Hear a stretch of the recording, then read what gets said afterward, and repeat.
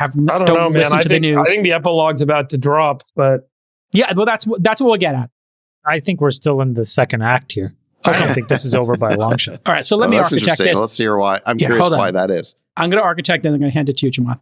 Act 1, Sam's fired. Act 2, chaos for a week. We were off. What were all the reasons? Act 3, obviously, just yesterday, Sam's back. I think Ilya's out. Microsoft's an observer on the board. So I guess the epilogue, Chamath, is what we want to know is what happened. Why did this all happen? Was there a major breakthrough? Was it Sam doing deals with Masayoshi-san or in the Middle East to make AI chips? If the epilogue does drop, or if, like you're saying, this is the second act and the third act's going to begin, whichever metaphor you want to use, what will it say, Chamath? I think we can all agree on what happened, which is that the employees realized that in the absence of leadership, business leadership, that the enterprise value of that company was going to disintegrate. And what would have been imperiled was an $86 billion valuation secondary. So I think the employees did what was in their best interest, and it makes the obvious and logical sense, which is we need to circle the wagons and get the business leadership of this company back into this place so that the value of the enterprise is sustained. They did that. So I think this valuation is going to hold. I think the secondary is going to happen. So I think from that perspective, whatever was supposed to happen there happened. So what are the interesting threads that are left over? We don't yet have a full accounting of what precipitated all of the decision making at the board. Number one. Number two is the person who seemed to be the principal inventor is now no longer on the board, and I think based on Sam's blog post, could probably no longer be at the company. That seems like an important thing. And then the third thing, which I found odd, was Brett Taylor, who I worked with at Facebook, who I've known for a long time, very sober, reasonable guy, puts out his own addendum to the blog post that basically says his chairmanship of this board is purely transitory. What do you take? What is that? Yeah. What do you take from that? My takeaway is whatever's happening is still TBD. There's enough question marks that, look, I told my friends on the board, without saying who it was, whatever you guys do, the most important thing that you need to do is you need to retain great counsel and make sure that and I said this publicly, make sure that there's phenomenal D&O insurance and make sure that there aren't any issues where you could be held personally liable for whatever happens in the future. Piercing of the veil, the corporate veil. Yeah. Now, that's a generic thing that I think all corporate directors should do. I think it's even more important here because you have a non-standard governance structure that could change. And it could change because the people involved want it to change, but it could change because the government says, hey, hold on a second, this should never have been like this in the first place. I'll give you an example of that. At Facebook, there was a moment where we divested all of our IP to a subsidiary in Ireland. And for tax reasons. And there were two signatories to that deal. It was me and Zuck.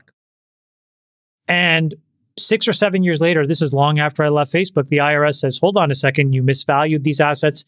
We're owed X billions of dollars in taxes. It was a huge, long, drawn out thing. So at a minimum, if there's great value created here, there will be consequences with respect to tax and who paid what. And if you have the shielding of a nonprofit entity, there's theoretically a lot of taxes that could have been paid that not. So all of this to me says a lot of really open, curious threads, which means it's not the epilogue yet. We're probably somewhere at the end of Act 2.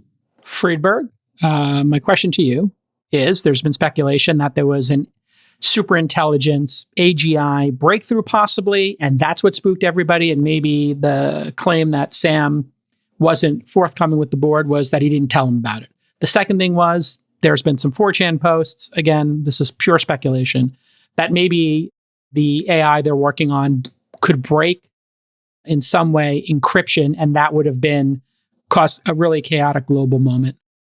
What are your thoughts on those three potential items or more? Are any of those possibilities in your mind, Dave Freeberg? No idea. I can take a shot at that. Yeah, go ahead, Sax. Good, Sax, you take us out. Yeah. So I think the best theory on what actually happened here, what precipitated all of this, was broken in a piece by Reuters.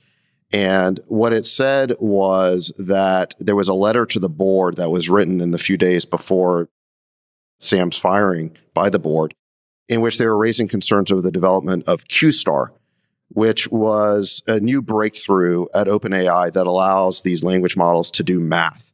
And previously, LLMs just weren't very good at math. It would sort of predict the next word, but that wasn't actually based on mathematical reasoning. QStar actually allows the AI to do math. It understands mathematical reasoning. Supposedly, the capability is only at a grade school level right now, but it is highly accurate and it can be scaled up with more computing power. And I don't think it was coincidental that Sam was supposedly in the Middle East seeking to raise billions of dollars to create a new chip company, basically a new specialized chip or ASIC, to perhaps run these types of models.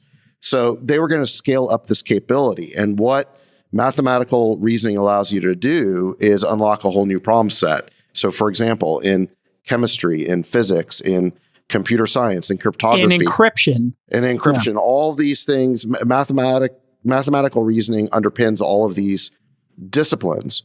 And so it does represent a major new piece towards AGI.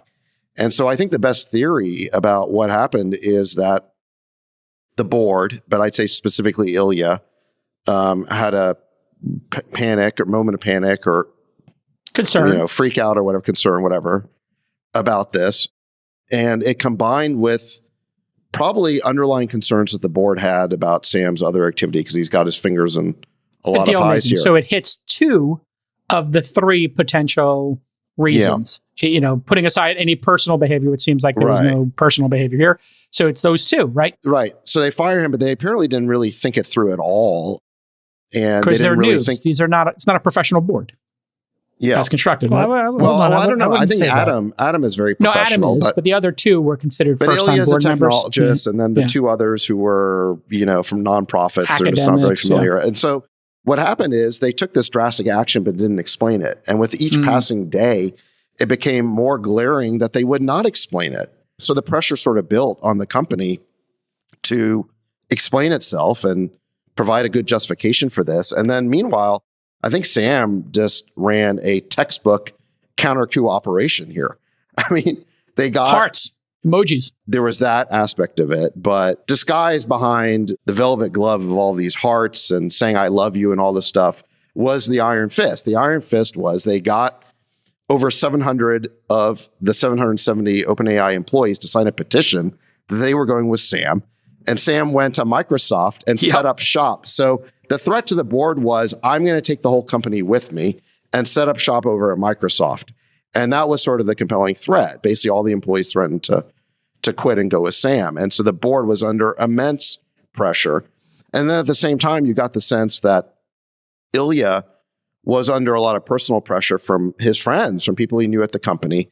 It's not probably irrelevant that there's about to be a huge cash out. There's about to be a big secondary at a $86 billion valuation. So all these early employees were about to make a lot of money. In any event, for all of these reasons, I don't think Ilya is motivated by money. I think he's motivated by wanting to keep OpenAI intact. I think that he must have had a moment where he realized, wait a second, what we've done here in throwing out Sam is destroying the company. And then he recanted. He basically apologized and signed that petition. And at that moment, it just became a fait accompli that Sam was going to get his job back. And so that's basically what happened. Now, in terms of the epilogue, where I disagree slightly with Chamath is that although they still have to form this board, they're going to form a 9-person board and they only have 3 members so far. I think the conclusion here is, it's sort of a foregone conclusion, which is the board can never fire Sam again. I mean, they're not going to go through that again. Therefore, he has total control. It would take a lot. It would take a lot. So I think that Sam has won and he's going to consolidate his control over the company. By the way, I thought he already had control. I thought that. Yeah, you outlined that in the previous episode. Thought that he had control. Apparently he did not. Do you think he makes it spins it out and